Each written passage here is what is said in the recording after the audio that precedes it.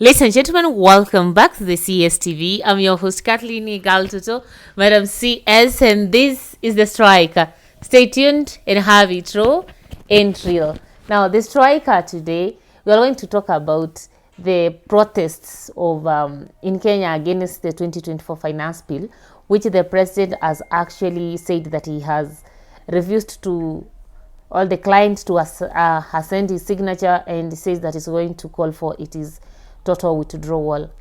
But when you look since Monday, since last week, the Kenyans have been actually mobilizing themselves, especially the young generation, which now they are calling Generation Z, to go to town and major cities to protest against the finance bill. They have tried to air their grievances in Twitter, in TikTok, in Facebook, even in Instagram. But apparently, the members of parliament decided actually to wrap it on their face. And yesterday was the climax of it all. That's on Tuesday, 25th, when the members of parliament decided to pass the bill on its third stage. And now this led to a lot of protests. We saw people storming the Kenyan parliament. A section of it was on fire. A section of the Nairobi office, governor's office was on fire. We saw people being killed. Live bullets were used in this country, and people lost their lives. Property worth millions of shillings were destroyed. Even the medical camp at the Basilica was actually being tear gassed. The people who were trying to offer help were being tear gassed. And for me, this was ridiculous. I think this is the largest protest that the country has witnessed. A protest that does not have a leader. A protest where people are talking about one thing: reduce. We don't want this, we reject it. So when I was trying to look at the protest, and I asked myself, what brought us up to where we are in this particular country as far as these protests were concerned? What brought us where we are actually, it's because our president and the leaders in the government, the politicians, the members of parliament, failed to draw few lessons from our history.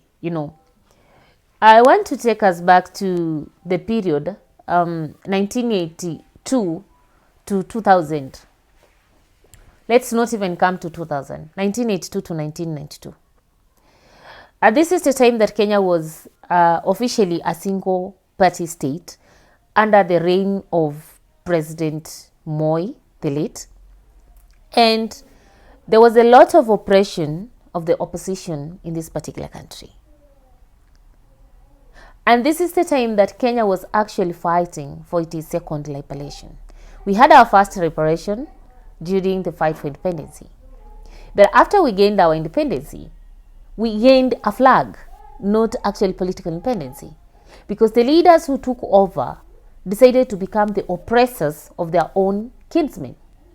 And President Moi was not an exception. So when he comes to power in 1982, in 1979, in 1978, after the death of our first president, in 1982 is threatened with a military coup, and everything about Moi changes. That young man that the Kikuyu mafias thought was going to be a passing crowd could turn into a dictator that ruled Kenya for the next 24 years.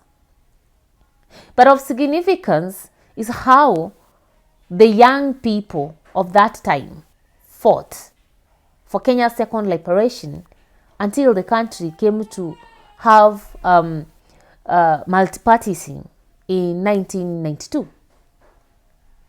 So one thing that President Ruto and the members of parliament and the ministers or the CSs missed is the fact that the second liberation in this country was not fought by the old.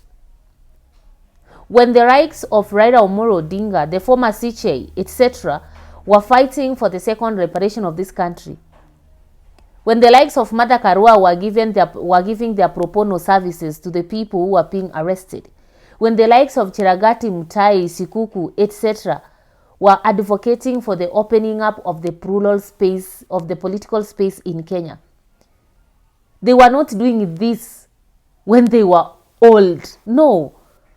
That time, they were younger. They were youths. Majority of them were students at the University of Nairobi. So one thing that the president failed to learn from the second reparation of this particular country is that it is the young people who brings about evolution, and it's not the old people.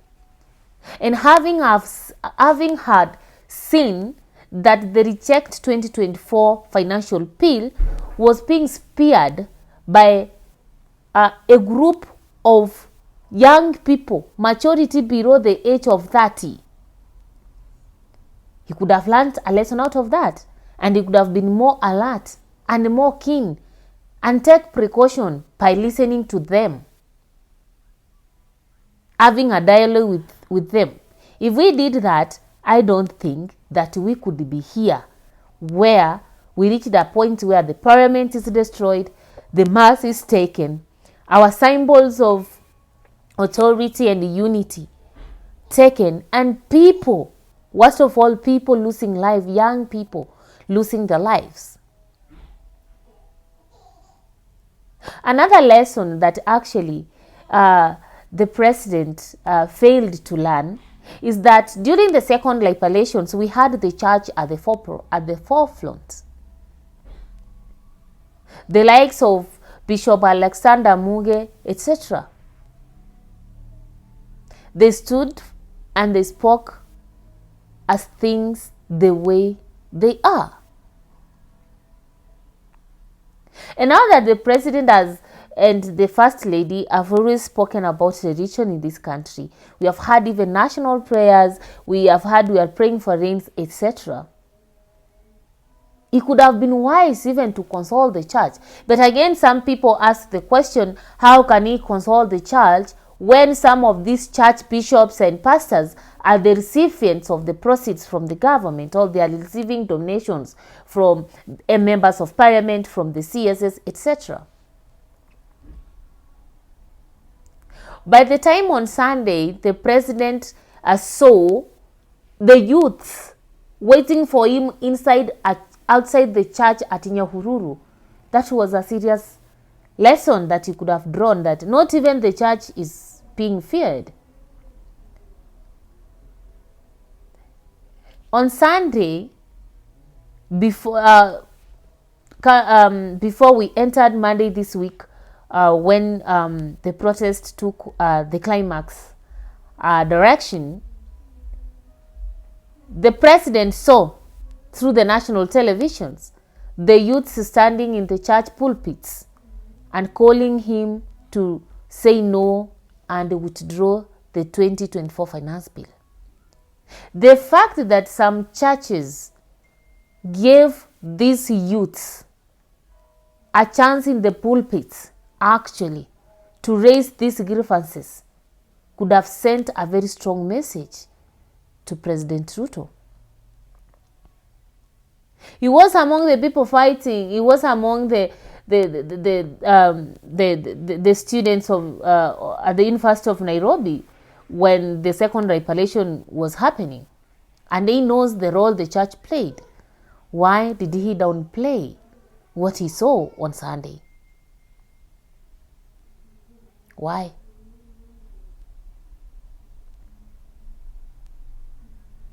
As far as the Tuesday 25th June protests were concerned, signs were written all over.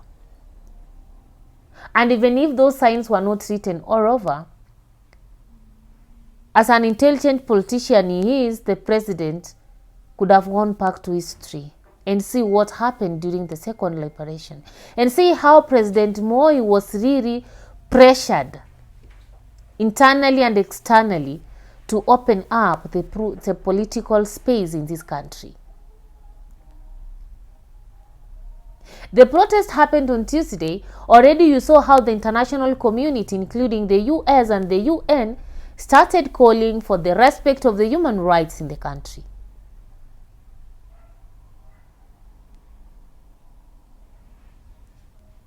And that tells the president one thing.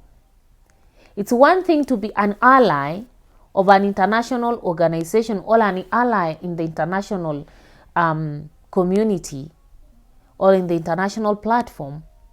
But it's one thing for these allies, it's another thing for these allies to stand and support you when things go wrong in your country. And the fact that the international community was only able to see destruction of property, killing of people, shooting at people by the police, and not any other, not even the destruction of the parliamentary buildings and the, it should be a very strong message to President Ruto. That sometimes the people maybe you think could support you in terms of the ideas that you have for this country would be the first people to remind you that, you know what, we are not with you on this. They will want to look the holier ones. They will want to look the democratic ones. And it's very important that then going forward, the leaders of this country should be able to look at history and see what they can borrow from there. Because history never lies. It will always give you a context of something, how it happens, and how it was solved. And for these protests, if the president mirrored well the 1990s second liberation, we could have not reached here where we have young people being killed, property worth of millions of shillings being destroyed, people injured, and yet still we are not so sure, is this bill over or it's going to come back in another form? What's your opinion? Do you think this bill is going to come back? Do you think the president could have averted this? And do you think Generation Z is going to stop at this? Let me get your views on the comment section below. Thank you so much, and see ya. Kindly remember to subscribe, like, comment, and share this particular